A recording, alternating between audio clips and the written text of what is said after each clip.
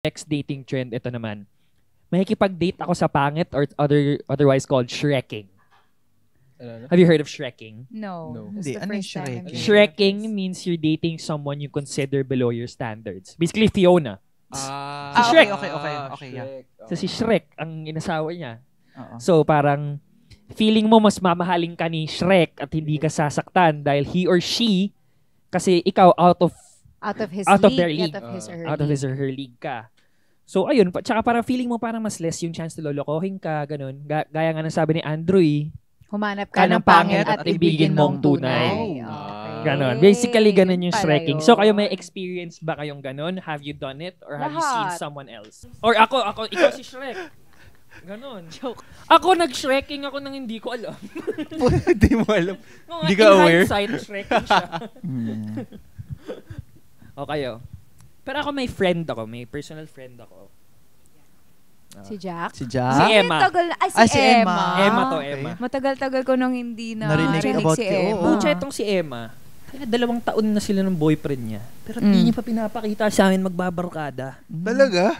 So, eto, tanong ko lang, sino ba siya? Si Fiona? Ay, yung si Shrek ba siya or si Emma? Ito si Emma, siya si Fiona. Okay. Ah, Okay, prinsesa siya. Si Shrek QC yan. 2 taon na kayo, di mo pa dinadala yan. Tsaka pag tinatanong mo, alam mo yun, di ba usually pare pag may nagsabi sa'yo, may jowa na ako, maganda ba? Pogi ba? Tapos ang sagot sa'yo, mabait. Talaga! Tapos 2 years na sila, di niya nilalagay yung mukha sa story. Okay. Oo, pre. Di pa na-unlock yung karakter niya. Kulay 2 gray. taon na Ngayon, sila. black pa siya. Black pa rin siya. Di ko pa rin alam yung itsura niya. Hindi namin naman ni Emma. Inamin niya sa inyo. Inamin niya naman. Di niya ba sinabi na blessing in disguise sa amin yung pandemic kasi nakakapagmas siya. Joke lang.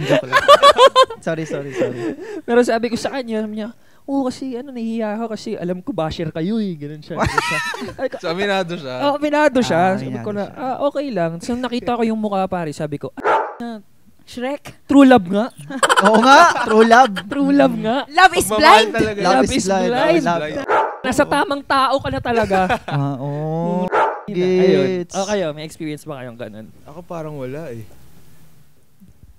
Ako parang ayoko na ma-offend yung ex ko na isa.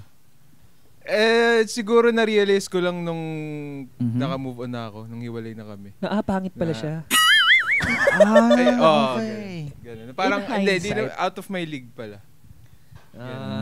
Gets. Di naman sa mataas yung tingin ko sa sarili ko, pero lahat naman kasi tayo may type. Yeah. Ikaw, bakit mo Ikaw? Charot. Ikaw. Hindi, ako din siguro, katulad ng sinabi ni Sean na in hindsight, shrekking pala. Kasi syempre, nung time na yun, puging-pugi ka. Dun sa okay. Tapos nung after na, parang na-realize mo, ano nangyari dun, be? Ba't mo ginawa yun, girl? Oo. Like, bakit ka nagpaloko sa chararat? Chararat. Ayun. Pero I have never gone into a relationship with the thought na, I'm out of this guy's league. Yes. So, alam ko na he'll treat me like a princess. Kaya, wala akong ganun. Always as equals. Pero, syempre, after the relationship, tapos pag niloko ka ng medyo sa face, parang, ay, kapal. Oo. Ayun. Sa bagay, ano. Pero kayo may kilala ba kayo na parang, alam mo yun, may, kunyari, let's say, they have a person that's attractive. So parang nagde-date siya ng mga people na nakikita nyo na mas, na shrekking, kumbaga, kasi alam niya mas madaling makuha. Ang dami kong May ganun. kilalang Oo, ganyan. may Di ba, pare? Dami kong kilalang ganyan. Mga babae pa. Yung parang, di mo sinasabi nila doon sa guy na they like. Na, sobrang pogi niya. Tignan mo na parang, ha? Legit ako din. Diba? Kapag nakakita ko ng mga babae, tapos nakita ko yung boyfriend, parang, Angel, what are you doing? Nga, nakita mo yung girlfriend, tapos nakita mo yung true love nga talaga. True love. Like, True love. girl, Ay, my ito, dear. kwento ko. Si Emma, Oh. na close natin. Oh. Sinasabi niya sa akin, ay, basta group, yun eh. Parang, tingnan mo, di ba? He's so pogi. Tapos, pogi! Ay, nako. Hirap talaga. Si Emma, oo nga, in love ka nga. Oo, that's love right there, bro. That's love right there, bro. Only a mom can love that face. Ganyan na yun. O ikaw, experience ka pare? Ako sa sarili ko parang, paano ba? Wala rin eh. Parang, medyo relate ako dun sa sinasabi ni Thea na parang, na hindi ko siya masasabing shreking kasi parang ako din naman kasi, hindi rin naman kasi ako totally, parang very, parang head over heels na tao or tipong parang in over my head na tipong iniisip ko rin na ganito ako dapat standard ko, ganun. Well, kasi, what matters sa akin kasi is the connection talaga and then the person, kung paano yung personality. Ganun. So, ba't ka galit? Hater. Kapag galit. Teka lang. Yeah. Oo, magkape ka nga. Oo. May kaibigan ba kayo na para sa'yo na pangit? Laging Grabe, nakakakuha. Nakapangit. Like, for example, pangit na feel mo na parang, like for you personally, di mo siya ganun ka-attractive, pero di mo magets bakit laging nakaka-pull ng girl, bro. Siya si Beauty and the Beast. May kilala kayong ganun?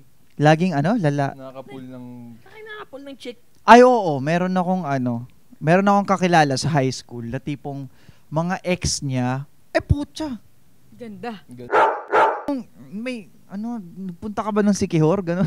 Sasabihin mo ganon sa kanya. Nagpakayuma. Nagpunas ka ba ng langis? Ba't ganon? How, bro? Kasi, in fairness naman din sa kaibigan kong yun, siya, mabait, tapos, hindi ko sinasabi, mabait, magaling mag-badminton, ganon, may sporty, wow. Nakakatawa yung pag gano'n yun, talagang naghahanap ka ng compliment, yung masasabi mo. Pare, sorry pre, mabait ka na lang muna. Magaling siya maghugas ng pinggan. Di ba? Wala pero may ilong, may mata. Pero magaling talaga. Baka magaling siya talaga. Tinanong mo siya? I mean, nakita mo na ba siya in action na yung kung paano siya kumausap ng girl? Parang nakita mo ba yung technique? Actually, di nga marunong pero di ko alam kung paano niya ginawa na pull off yun. Baka nag-search sa internet. Kasi one time nakita ko malaki pre, baka gifted. Nakita ko yung chat niya. Badminton player siya. Tapos, chinat niya dun sa babae na, "Hi, kamusta ka? Pwede mag-try out?" Try out? Anong try out? Tinawanan namin na mag-tropa, bro. You know what it is? I think it's also just the confidence. To just go for it. Okay. Yeah. Pare. Pwede, no? Yung hindi paligoy-ligoy na Minsan kasi may mga girls din who like that sort of thing. Feeling ko paunahan lang, no? Paunahan lang siguro, no? Parang kung sino yung magde-dare to try. Oo nga, siya, maybe this guy always tries. Pero in fairness din talaga nung sinabi kong mabait. Talagang mabait. Mabait talaga siya. Tapos, yun nga, sporty siya. Ubod ng bait. Yun, mabait siya talaga. Tapos, marespeto. Kalang! Parang section lang ng grade 1, Grade 1 mabait. Wala akong hate, ha? Wala akong grade hate. Grade 1 magalang. Saludo ako sa'yo. Yeah, try out ka dyan. May tropa din ako, pare. Try out ka lang dyan. Ang galing talaga. Pero grabe siya. Nakita ko siya in action. Kaminado ako, pare. Di siya yung pinaka-pogi. Okay? Sa balat ng lupa. That riz. Pero pare, pag nasa club, kahit buong grupo pa yan ng babae, malilibang kayo sa kanya. Parang ganun. Ipasok ko siya doon, okay, mag-e-enjoy kayo tonight. Ganun, pare, he got game, bro. Wala lang talaga. Minsan confidence lang talaga. Some people are just born with it, or like their environment, how they grew up makes them yung may charisma na something.